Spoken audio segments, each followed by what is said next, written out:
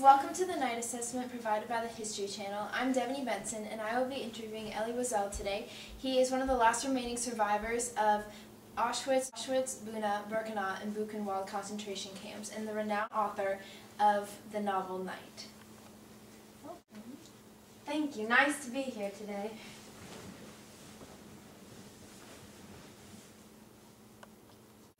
I know this may be difficult for you, but if you can, could you provide a brief summary of your experiences?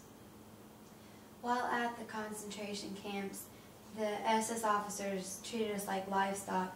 We were brought in through cattle cars, and the first thing that happened was my father and I were separated from the other members of my family, and that was the last time I would ever see them again, and I didn't know it then, but I miss them so much now. And every day when we walked around the camps, it was just torture, and no one knew what was happening. We were beaten and tortured, and everything was just tragic. What was everyday life like in the camps? Well, the food didn't quite fill up our stomachs. That's terrible. But did the SS officers warm up to you guys at all in the camp? It seemed like every day they had woken up on the wrong side of the bed. We never really got anything better than the day before. And what was your initial reaction when the SS officers showed up at the door? At first, we were surprised when they showed up. They were nice at first, and they gave us chocolates, but soon the nice phase ended. We were kicked out of our homes. 500 pairs of feet walked grudgingly towards the ghetto. Do you feel like you forgot what it meant to be human while in the camps? I definitely do. The guns surrounded us, and they were always there. We followed their orders, and we were treated like dogs. We were forced to run during selection, and it was awful.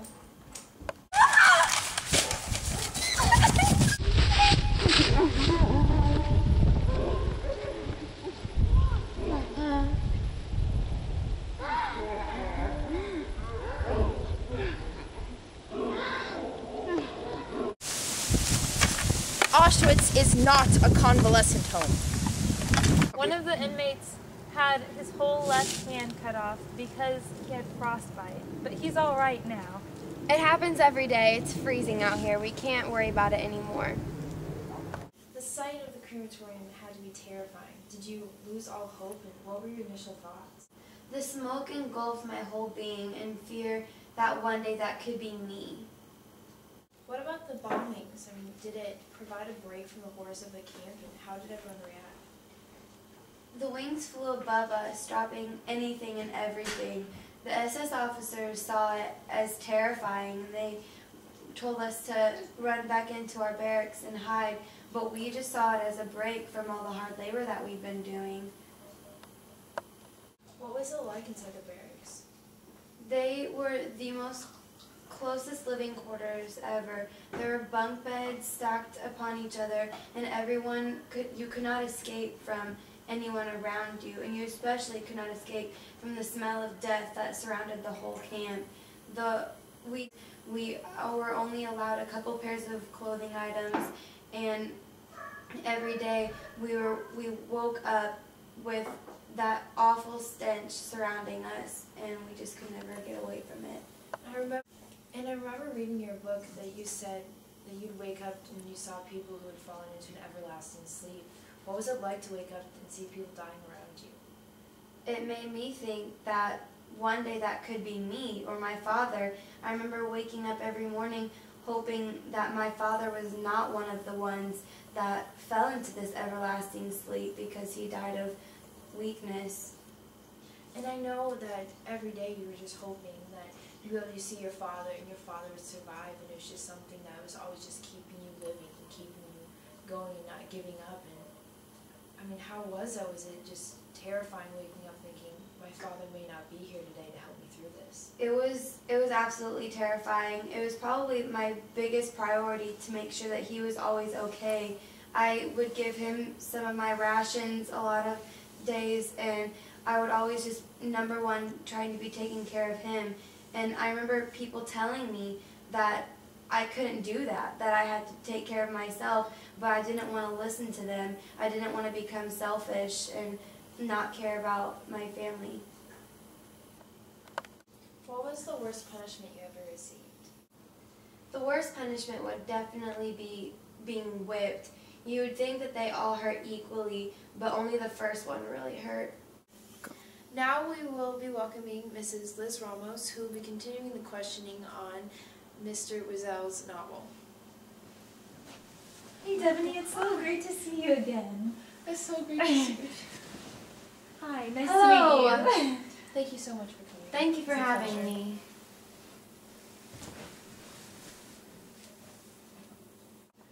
Okay, so my class has been reading your book Night, and we've been discussing the use of tropes and diction you've used.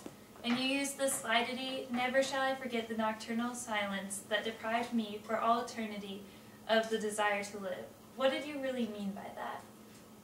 When I wrote it, I only meant that the experiences that I had at the concentration camps will always be in my memory. I will always remember them, and I'll never forget what happened to me and my father, and it will always be a part of my past that I can never forget.